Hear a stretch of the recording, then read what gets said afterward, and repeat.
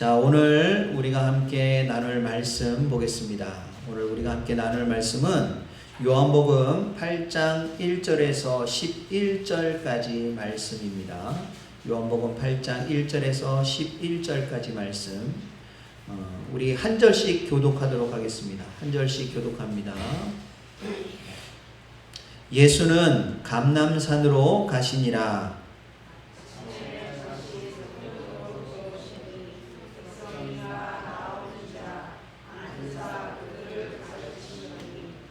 서기관들과 바리새인들이 음행 중에 잡힌 여자를 끌고 와서 가운데 세우고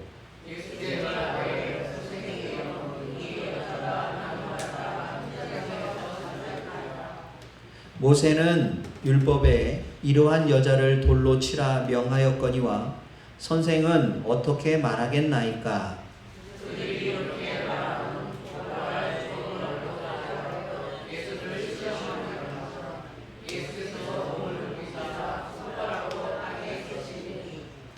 그들이 묻기를 마지 아니하는지라 이에 일어나 이르시되 너희 중에 죄 없는 자가 먼저 돌로 치라 하시고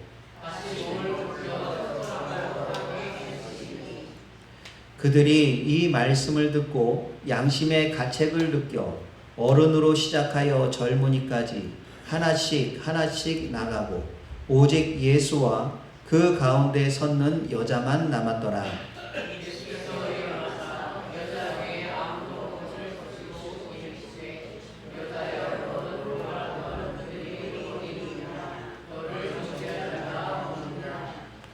대답하되 주여 없나이다.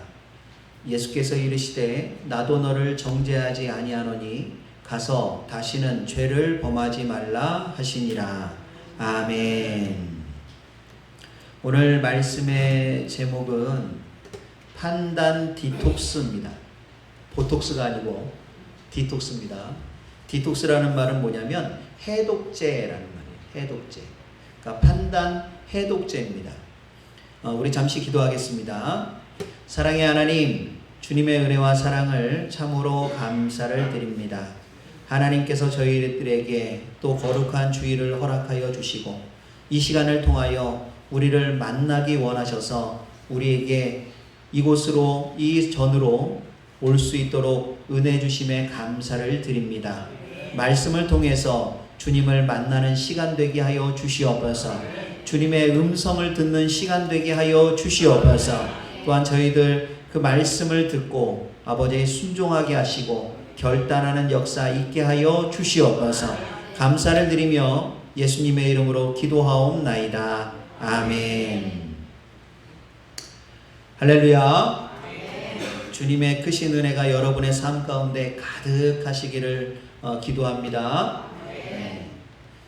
성경은 전체가 66권으로 구성되어 있습니다. 구약은 몇 권으로 되어 있나요? 39권입니다. 신약은요? 27권. 그렇게 해서 구약 39권, 신약 27권, 도합 66권입니다. 이것을 이해하기 쉽게 3927, 그렇죠? 구구단에 3927 있죠. 그래서 3927 이걸 알면 성경은 66권이고 그리고 39권과 27권으로 되어 있구나. 이것을 분명하게 아실 수 있을 거예요. 보통은 다 아시는데 혹시 모르시는 분들을 위해서 제가 다시 한번 리바이벌 해드린 겁니다.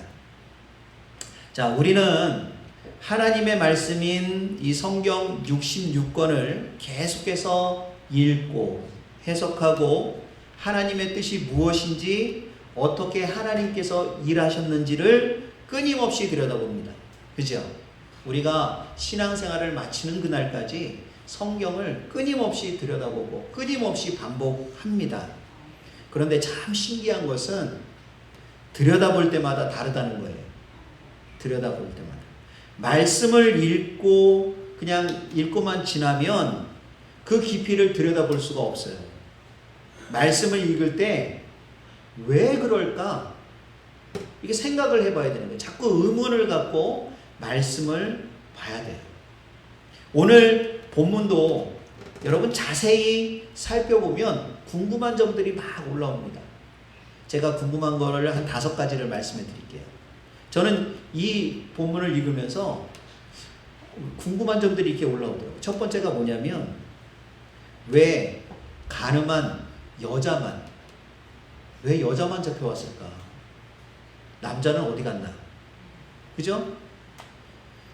둘째는 여인이 잡혀온 시간이 오전 시간이에요.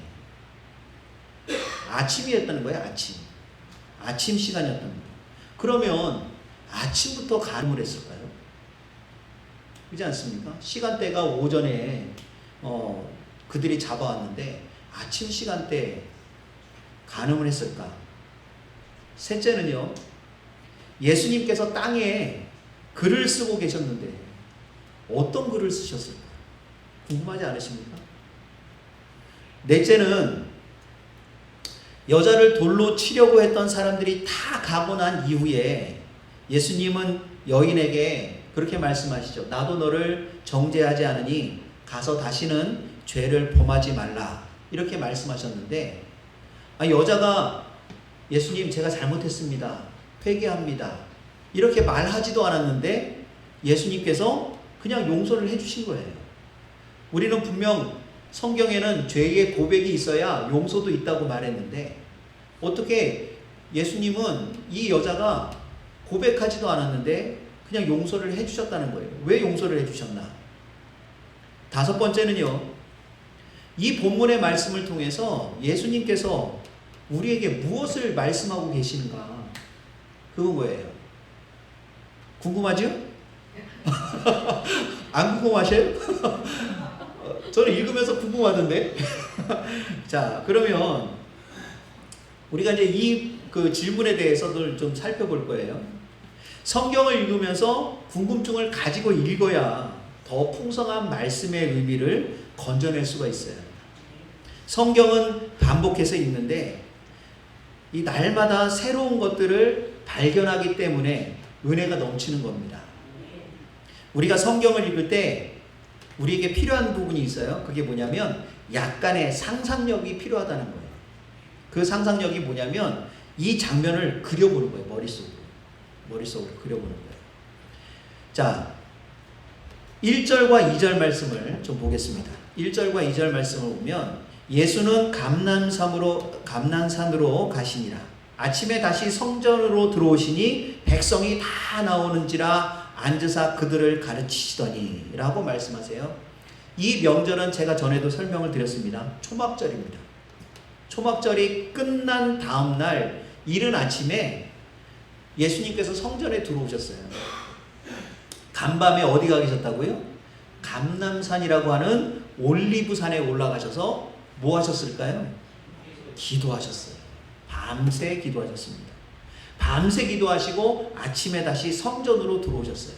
그러자 백성들이 예수님께 나왔습니다. 예수님을 찾아 나온 그들에게 예수님은 하나님의 나라에 대해서 가르치셨어요. 자, 예수님께서 공생애를 사역을 하시는 동안 산에 자주 올라가셨습니다. 그 이유가 뭐예요? 기도하라. 기도는 곧 뭡니까? 하나님과의 교제입니다. 예수님은 하나님과 함께 있는 시간이 바로 쉼의 시간이었습니다. 그 시간을 통해서 육체의 힘과 또 영적인 능력을 다시 충전하는 시간이었습니다. 예수님께서 그렇게 하셨다면 우리도 마찬가지예요. 우리가 예배 시간에 나와서 찬양하고 말씀을 듣고 기도하는 그 시간이 우리의 영에 생명을 공급하는 시간이다라는 거예요. 지금 이 시간이에요. 우리는 보이지 않고 느낄 수 없지만 분명 이 시간을 통해서 하나님의 생명이 여러분들에게 공급이 되는 겁니다. 그렇기 때문에 우리가 예배를 드릴 때 우리의 마음을 하나님께 두어야 한다는 거예요. 여러분, 하나님께 마음을 둔다는 것은 하나님께 집중하는 겁니다. 찬양을 드릴 때 하나님께서 나의 찬양을 들으시는 것처럼 그분께 나의 찬양을 올려드려야 돼요. 말씀을 들을 때 목사의 모습이 아니라 하나님께서 나에게 어떤 말씀을 주시는지를 귀 기울여 들으셔야 되는 겁니다. 기도할 때는요, 하나님과 대화하듯이 기도하십시오. 예배 시간이 전적으로 하나님께만 드리는 시간이라는 것을 마음에 새기시기를 바랍니다. 그렇게 예배를 드리면 이 시간을 통해서 하나님을 깊이 만나게 되실 겁니다. 그렇게 하나님을 자주 만나야 정말 하나님을 만나게 될 때 놀라지 않을 수 있어요. 하버트 조지 웰즈라는 영국 작가가 쓴 단편 소설이 있습니다. 이 단편 소설 이름이 뭐냐면 대주교의 죽음이라는 그러한 소설이에요. 단편 소설. 이 대주교는요, 믿음이 아주 뛰어난 주교였습니다. 그는 항상 기도했고, 항상 성경 말씀 읽고, 항상 경건하게 사는 사람이었어요. 매일 아침 일어나면 습관적으로 묵상하고 기도하고 하루 종일 기도를 반복하면서 하나님께 나아갔습니다. 기도하는 사람은 언제나 기도를 시작할 때 하는 말이 있어요. 하나님 아버지, 천지의 주제이신 여호와 하나님, 나를 도우시는 하나님, 살아계신 하나님 아버지, 좋으신 하나님, 이렇게 기도할 때 항상 그렇게 먼저 하나님을 높여드리고 그리고 기도합니다. 어느 날 저녁에 이 대주교는 늘 하던 대로 교회에서 기도하기 시작했어요. 그리고 같은 말로 하나님을 불렀습니다. 오 전능하신 하나님 아버지요.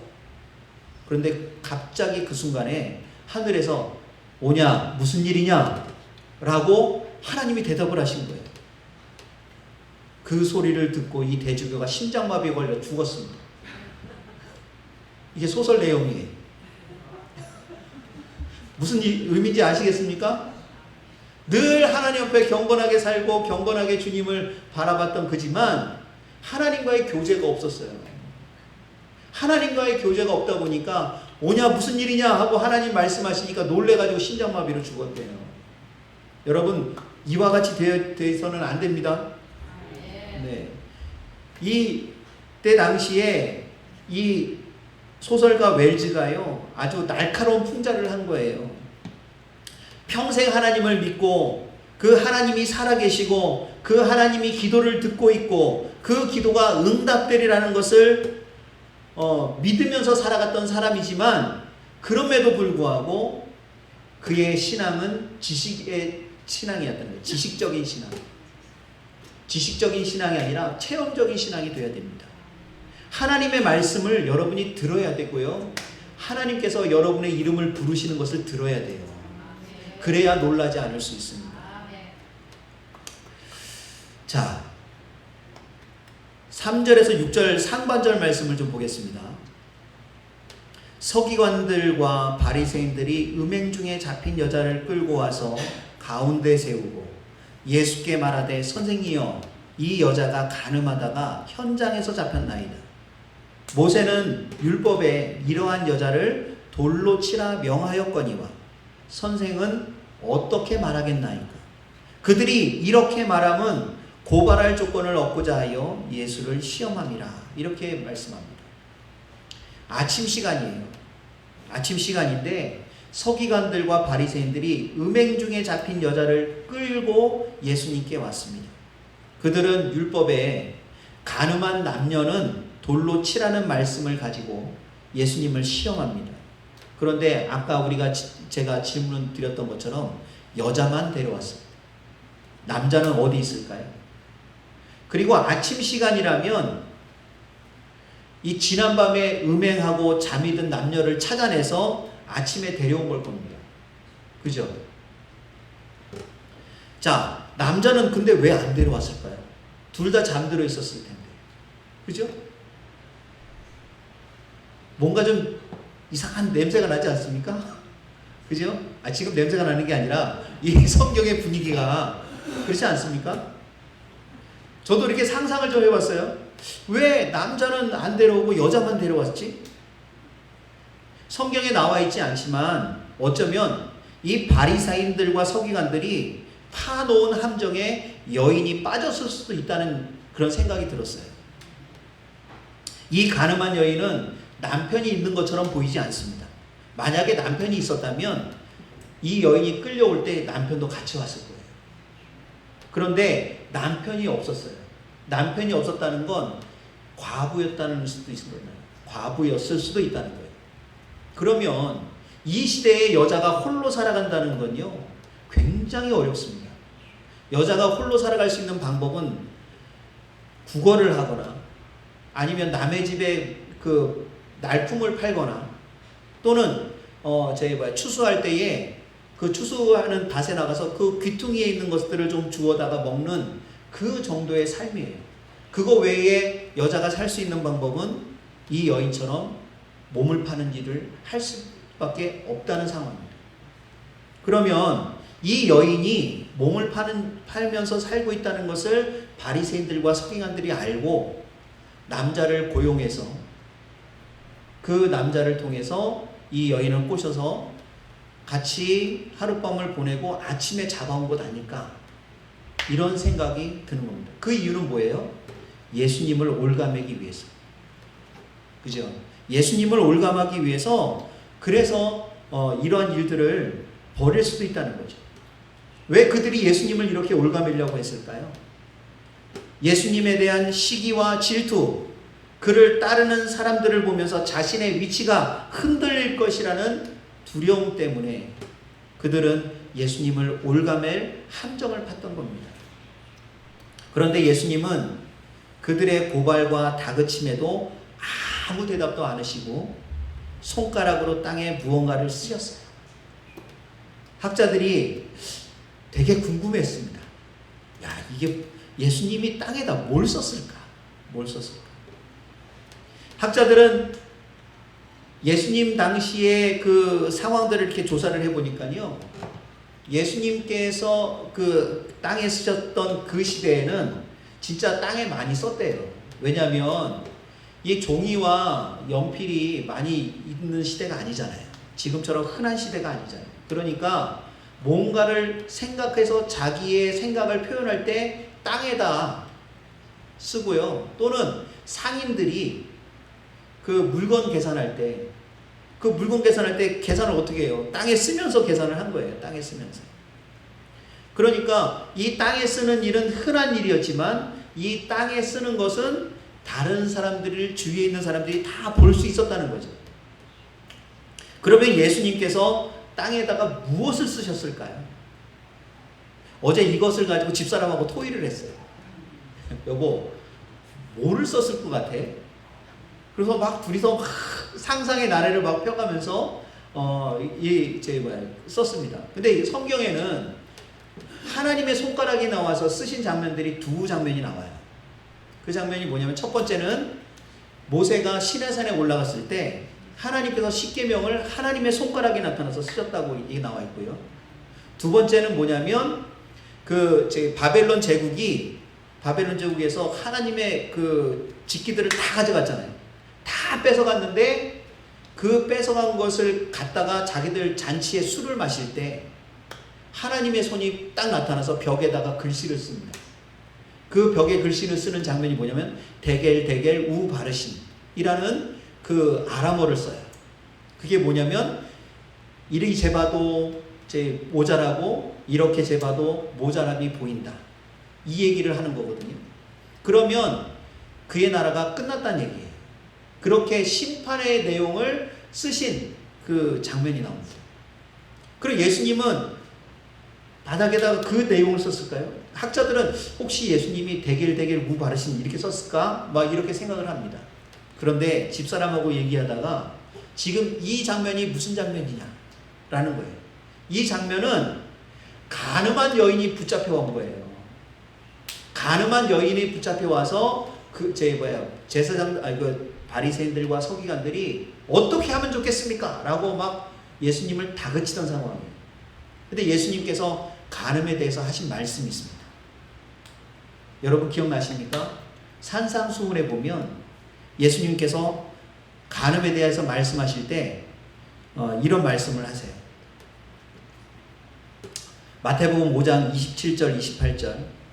또 간음하지 말라 하였다는 것을 너희가 들었으나 나는 너희에게 이르노니 음욕을 품은 자마다 음욕을 품고 여자를 보는 자마다 마음에 이미 간음하였느니라. 이 말씀을 예수님께서 당신이 하신 말씀이잖아요. 그러니까 이 말씀을 바닥에 쓰시지 않았을까? 마음에 음욕을 품은 자는 이미 간음한 사람이다. 이렇게 글씨를 썼지 않았을까? 왜냐면요, 주위에 있는 사람들이 그걸 다 보고 있었어요. 예수님께서 글씨를 무엇을 쓰고 있는지를 보고 있었습니다. 6절 하반절 했죠. 그리고 나서는 예수님께서 일어나셔가지고 뭐라고 말씀하시냐면 너희 중에 죄 없는 자가 돌로 치라. 그러니까 글씨를 봤잖아요. 마음에 음욕을 품은 자마다 이미 간음하였다 라는 말씀을 글씨를 쓴 걸 보고, 그리고 나서 예수님이 일어나셔서 너희 중에 죄 없는 자가 돌로 이 여자를 치라 이렇게 이야기를 하시니까 어른부터 시작해가지고 젊은 사람들 하나씩 하나씩 그 자리를 떠났다라고 얘기합니다. 그 자리에는 이 여자를 잡아온 사람들, 여인을 돌로 치려 했던 사람들 다 떠납니다. 그리고는 예수님과 이 여인만 남았습니다. 그러니까 이 예수님이 여인에게 묻죠. 10절 11절 예수께서 일어나사 여자 외에 아무도 없는 것을 보시고 이르시되 여자여 너를 고발하던 그들이 어디 있느냐? 너를 정죄한 자가 없느냐? 대답하되 주여 없나이다. 예수께서 이르시되 나도 너를 정죄하지 아니하노니 가서 다시는 죄를 범하지 말라. 이렇게 말씀하세요. 너를 고발하던 자들이 어디 있냐? 너를 정죄한 자가 없느냐? 이렇게 물으시니까 없습니다. 여자가 얘기해요. 그러니까 예수님이 나도 너를 정죄하지 않는다. 다시는 죄를 범하지 말아라. 이 여인은 회개하지도 않았습니다. 그런데 주님은 이 여인을 용서해 주셨어요.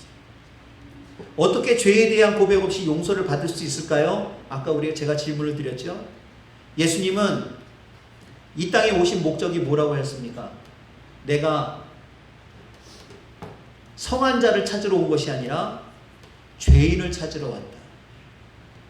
죄인, 그것이 뭐냐면 그들에게 의원이 필요하기 때문이다.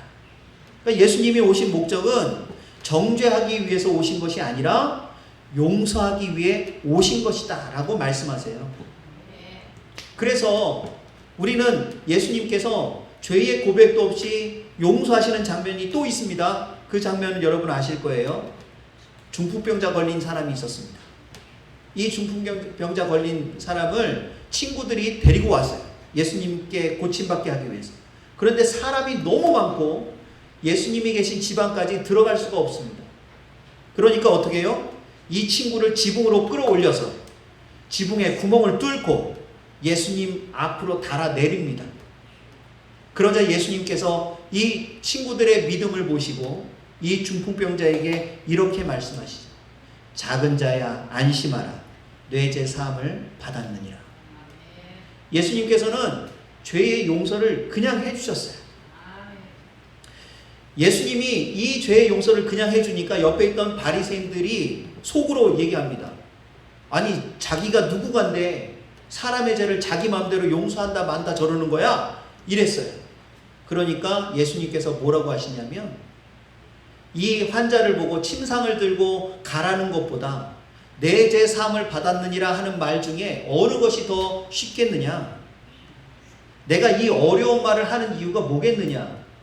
내가 이 어려운 말을 하는 이유는 나에게 죄 사함의 권세가 있음을 너희에게 알게 하기 위함이다 라고 말씀하셨어요. 그러니까 예수님은 죄를 사하는 권세가 있으셨다는 사실입니다. 그 권세로 이 여인의 죄도 사해 주신 거예요. 사실 이 여인은요 이미 공개적으로 많은 사람 앞에서 심판을 받았어요. 그렇지 않습니까? 간음했다 잡혔다는 것으로 끌려 나왔습니다. 끌려 나왔는데 그곳에는 이미 많은 사람들이 있었어요. 그 많은 사람들 앞에서 자기의 얼굴이 다 공개되잖아요. 여러분, 오늘날 범죄자 인권이라고 해가지고 얼굴도 공개 안 하잖아요. 사람들이 하도 막 공개하라 하니까 이제는 범죄자의 얼굴이 어떤 경우에만 공개해요? 이 사람이 극악무도한 사람일 때, 극악무도한 죄를 범했을 때는 얼굴을 공개하잖아요. 근데 그것도 제대로 안 해가지고 지금 또 말이 많잖아요. 우리나라만 그래요. 여러분 그거 아십니까? 범죄자의 인권은 있지만 피해자의 인권은 없는 나라가 우리나라예요, 지금. 외국 같은 경우는요, 아예 그냥 얼굴을 대놓고 그냥 이 범죄자의 얼굴을 그냥 비춰버립니다. 일본도 마찬가지, 미국도 마찬가지, 프랑스도 마찬가지. 선진국들은 다 그냥 죄를 범하면 그 사람의 얼굴을 다 공개해버려요, 언론에. 이건 그 공개되면 그것으로 인해 그 사람은 그 사회에서 매장되는 것과 마찬가지 아닙니까? 지금 이 여인도 이미 많은 사람이 모인 그 자리에 얼굴이 공개가 된 거예요. 얼굴이 공개가 됐습니다. 예수님께서 가서 다시는 죄를 범하지 말라 이렇게 말씀하셨는데 이 여인이 5 간음죄를 또 지을 수 있겠습니까? 자기 얼굴이 다 공개됐는데 어떻게 그러겠어요? 아마도 이 여인은 말씀을 지켰을 거예요. 그러면 여러분, 이 본문을 통해서 우리에게 하시고자 하시는 뜻은 무엇일까요? 5번째 질문이죠. 율법은 다른 사람을 판단하기 위해 사용하는 것입니까? 지금 예수님께서 이런 의도로 지금 말씀을 하시고 계실까요? 아니에요. 율법은 다른 사람을 판단하는 도구가 아니라 나 자신을 들여다보는 거울이라는 거예요. 그 자리에 음행한 여인을 붙들어 왔던 자들은 드러나지는 않았지만 그들의 마음에는 이미 간음한 죄를 범하고 있었습니다. 그때 당시의 남자들, 그 시대 속의 남자들은요, 다 첩이 있거나 또는 몸을 파는 창녀를 찾아가는 그러한 일들이 얼마나 횡행했는지 몰라요. 그들이 걸리지 않아서 그런 거예요. 잡히지 않아서 그런 거예요. 또 여자를 보면서 음욕을 품는 일이 없었을까요? 여자가 이쁜 여자가 지나가는데 안 쳐다보는 남자 있습니까? 눈 안 돌아가는 남자 있어요? 있을 수 있어요. 여기다 이렇게 뭐 붙이고 다니는 사람. 붙이면 안 볼 수 있죠. 말이 달릴 때 딱 여기 붙여가지고 앞만 보고 달리게 가끔 하잖아요. 그거 아니면 남자는요, 이쁜 여자 지나가면 다 쳐다봐요. 아니, 여자도 그렇습니다. 잘생긴 남자 지나가면 다 쳐다봐요. 안 쳐다보는 사람이 어디 있습니까? 근데 마음에 음욕을 품은 자마다 이미 간음하였다, 이 말씀에 자유로울 사람이 있습니까? 없어요. 그러니까 그 사람들도 그 자리에서 돌로 치려고 하다가 예수님이 쓴 글을 보고는 마음에 찔려서 하나둘씩 돌을 내놓고 다 나간 거예요. 그러니 이 율법은 남을 판단하는 도구가 아니라 나를 들여다보는 도구로 삼아야 한다는 거예요. 하나님의 말씀도 마찬가지입니다. 하나님의 말씀도 이 말씀이 남을 판단하는 도구가 아니라 나를 들여다보는 말씀이어야 된다는 거죠. 기도를 많이 하십니까? 하루에 3시간씩, 4시간씩 기도하세요? 말씀을 많이 알고 계십니까? 지혜가 뛰어나십니까? 성경을 막 50도, 100도 하셨습니까? 은사가 많습니까? 그런 것 가지고 다른 사람 판단하고 있다면 여전히 하나님의 말씀을 모르고 있는 것과 같은 거라는 거예요. 교회 안에서 다른 사람을 판단하고 비판하는 것, 이것은 하나님의 말씀을 제대로 모르고 있다는 얘기입니다. 하나님을 오해하고 있다는 거예요. 율법과 하나님의 말씀은 나를 바라보는 거울이어야 하는 겁니다. 우리가 누구기에 형제를 판단할 수 있습니다. 물론 죄를 반복하고 반복적으로 죄를 범하면서 회개하지 않으면 그들을 권면해야 합니다. 하지만 판단하거나 비판하지 말아야 돼요. 마태복음 7장 1절에서 12절 7장 1절에서 12절을 보면 비판을 받지 아니하려거든 비판하지 말라. 너희가 비판하는 그 비판으로 너희가 비판을 받을 것이요 너희가 헤아리는 그 헤아림으로 너희가 헤아림을 받을 것이니라 라고 말씀하고 있어요. 주님은 우리에게 비판하거나 판단하지 말고 뭐만 하라고 하셨어요? 서로 사랑하라고 했어요. 여러분, 우리가 판단하고 비판하는 것이 아니라 우리는 서로 사랑에만 해야 되는 사람들입니다. 이 말씀을 여러분 마음 가운데 깊이 새기시기를 바랍니다. 우리가 서로 사랑하고 또한 주님의 그 나라를 이루는 것을 주님은 원하신다는 거예요. 이러한 사랑의 마음을 가지고 판단하고 비판하는 것이 아니라 섬기며 세워주는 우리 모든 성도님들 되시기를 주님의 이름으로 축원합니다. 기도하겠습니다.